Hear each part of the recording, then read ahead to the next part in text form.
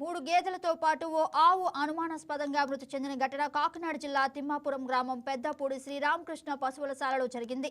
విషయం తెలిసిన యజమాని రామకృష్ణ పోలీసులకు ఫిర్యాదు చేశారు. ఘటనా స్థలానికి చేరుకున్న పోలీసులు మృతి చెందిన పశువులను పరిశీలించారు. పశువులకు పెట్టిన దానా రక్తం శాంపిల్స్ ను ల్యాబ్కు పంపించారు. తమ పూర్వీకుల నుంచి పశుపోషణ చేస్తున్నామని, సుమారు 10 లక్షల విలువ గల 4 పశువులు ఒకేసారి ఇలా చనిపోవడం ఇదే మొదటిసారని గోశాల నిర్వాహకులు తెలిపారు.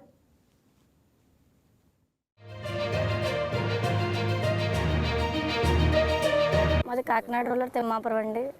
మా తాతల కాడి నుంచి మాకు గేదెలు ఉన్నాయి. మా ముత్తాతల కాడి నుంచి ఇన్ని సంవత్సరాల్లో ఎన్నడూ మాకు ఎప్పుడు ఇలాంటివి జరగలేదు. ఈ పరిస్థితి ఇది ఎప్పుడైనా ఏ పాము కుట్టో చచ్చిపోవాలి, కానీ ఒకేసారి చచ్చిపోవడం అన్నది ఎప్పటికీ జరగలేదు. అలాంటిది మాకు సడన్గా ఇలా జరగడం అన్నది చాలా అనుమానాస్పదంగానే ఉంది. ఒకేసారి అన్ని పోవడం అన్నది అసలు తీసుకోలేకపోతున్నాం. మాకు అసలు అందు మీద ఆదాయం వస్తుందని మేము పెంచట్లేదండి. నోరులేని జీవులు మాకున్న దాంట్లో మాకేం పోతుంది, ఇంత పెడితే దాంట్లో మేము మా మనసుకి ఆనందానికి పెంచుకుంటున్నాం తప్ప వాటి మీద ఆదాయం వచ్చి మేము బతుకుదామని పెంచుకోవట్లేదు. కానీ మా వరకు అయితే మాకు నిన్న మా మీద దాడి జరిగింది. మేమంటూ మా శివాలయం దగ్గర మేమంటూ పనులు చేసుకుంటున్నప్పుడు మా మీద కొంతమంది వ్యక్తులు వచ్చి మా మీద దాడి చేశారు. ఆ దాడి పూర్వకంగా మేము కంప్లైంట్ పెట్టామని కక్ష తీర్చుకోవడానికి మా జీవులు చంపేశారండి. అంటే మా మీద కక్ష ఉంటే మనుషులు చూసుకోవాలి, కానీ నోరు లేని జీవులు చంపేయడం అన్నది అసలు సరైన విధమే కాదండి. అందరికీ నమస్కారం అండి. ఇక్కడ ఈ రైతుకు చెందిన పశువుల్లో 3 గేదెలు ఒక సడన్గా ఒకదాని తర్వాత ఒకటి చనిపోతున్నాయి అని చెప్పి వచ్చేటప్పటికి ఇంకా ఒకటి ప్రాణాలతో ఉన్నది. దానికి కూడా తక్షణ వైద్య సహాయం అందించాము. అప్పటికి కూడా చనిపోయింది. వీటికి సంబంధించి మనకి అంటే ర్యాండమ్ బ్లడ్లో ట్రిప్నోజమ్స్ అలాంటివి కనిపించలేదు.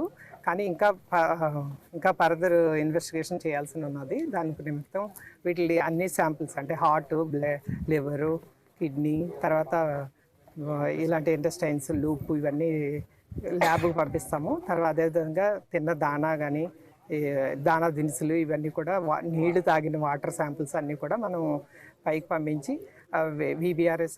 నిన్న తిమ్మాపురం గ్రామంలో శివాలయం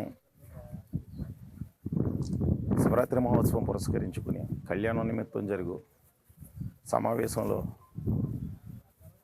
గత గుడి కట్టిన 9-10 ఏళ్ల నుంచి కూడా పీటల మీద ఎవరో ఒక దంపతులు కూర్చొని ఆ గుడి కట్టిన ధర్మకర్తలు కూర్చొని కళ్యాణం చేయించేవారు. ఈ విషయమై ఈ సంవత్సరం పెద్దపూడి శ్రీరామకృష్ణ గారి పీటల మీద కూర్చుంటానని చెప్పేసి ఆ చైర్మన్కి చెప్పడం జరిగింది. ఆయన కూర్చోడానికి ఉపక్రమించడం జరిగింది. ఇది నేపథ్యంలో తీసుకుని ఒకరు కూర్చోకూడదు, ఊరందరూ కూర్చుంటారు అని చెప్పేసి దీన్ని రాజకీయ పొలం తీసి ఒక వర్గం ఈయనపై ప్రత్యేకంగా నింద జల్లపోతే దాన్ని ఖండించడానికే నిన్న శివాలయం దగ్గరికి వెళ్ళి ఈ సంవత్సరం ముందుగా నేను చెప్పాను కూర్చుంటాను, నెక్స్ట్ సంవత్సరం నుంచి ఎవరు కూర్చున్నా ఇబ్బంది ఏం లేదు, ముందుగా కమిటీకి ఎవరు చెప్తే వాళ్ళని. Please subscribe to YK TV network. Please subscribe to YK TV. Please watch YK News. Don't forget to subscribe YK News channel.